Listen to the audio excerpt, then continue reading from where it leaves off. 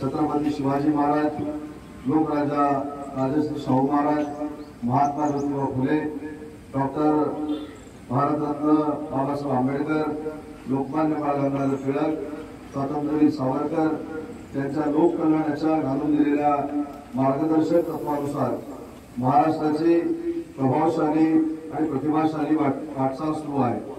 महाराष्ट्र राज्य स्थापनेच्या 65व्या दिनानिमित्त होणाऱ्या सोहळ्यासाठी आवर्जून उपस्थित असलेल्या सर्व सन्माननीय स्वातंत्र्य सैनिक, लोकप्रतिनिधी, वरिष्ठ अधिकारी, सैन्य दल, पोलीस दलातील अधिकारी, कर्मचारी तसेच सर्वच रत्नागिरीकरांना मी मनापासून धन्यवाद देतो। मी त्यांचे स्वागत करतो। महाराष्ट्राला संतांची थोर परंपरा लाभली आहे। महाराष्ट्र राज्याच्या स्थापनेसाठी अनेकांना हुतात्मा पत्करावे लागले आहे। शूर हुतात्म्यांना आज दिनी आपण सर्वांच्या वतीनं अभिवादन करूया। महाराष्ट्र राज्याचे शिल्पकार आणि राज्याचे पहिले मुख्यमंत्री यशवंतराव चव्हाण यांनी महाराष्ट्र राज्य स्थापनेचा मंगल कलश या महाराष्ट्रामध्ये आणण्याची महत्वाची भूमिका बजावली होती। हे जग कष्टकरी कामगारांच्या प्रश्नावर चालतं हे समप्रमाण सिद्ध करण्यासाठी माझ्या कामगार बंधू भगिनींना देखील आज मी कामगार दिनाच्या मनापासून शुभेच्छा देतो।